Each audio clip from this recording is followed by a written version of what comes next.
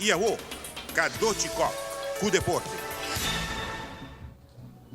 Bom, televidente, boa noite. Hoje é um dia que está Hopi Gol.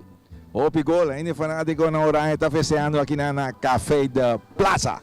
Nós temos um pabiyeng na tour. E a luna kita itong lugar aqui na Aruba din Stadion Guillermo Prospero Trinidad, competência de age group de atletismo com participação Bonaire, Cossol, St. Martin, Suriname e Aruba mesmo. E nós jovens, assim que trein duro.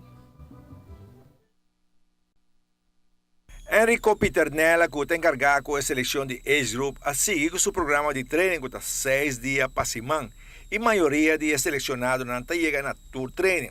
Coach Enrico está satisfeito com o adelanto que está mira de Muchanang. Muchanang bem bom, stress duro. Mas o que me cabe teste estava dando de ferro não. O que despejar aqui nós vai correr pouco distância, pouco sprint de 2 em 4 chen e que tem 1000 metros.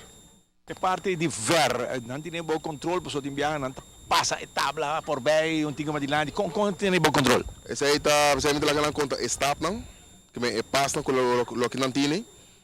Na portada não corre de 3, de 5 stop, cifra isso regular e irregular. O momento a passa de 6, mita direita não, ela 2 pia mais, ou 2 pia menos, 3 mais ou 3 menos, para por medir completo, maneira que me se dá. Para não por passa etapa aí atol.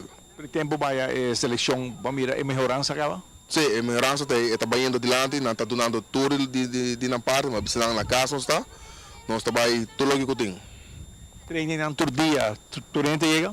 Não chega. Tem dia, tem certas circunstâncias para certo atleta não, se nós está compreendendo e, o resto do dia não tem. Pero para o mesmo também está trabalhando de caminho como treinador do deseja? Seguramente que sim. Está trabalhando de rumo com a Amiquer. Sim. Tour está sendo best. Está sendo best, sobre não tem o willing e o power para ele. Tem aqui positivo.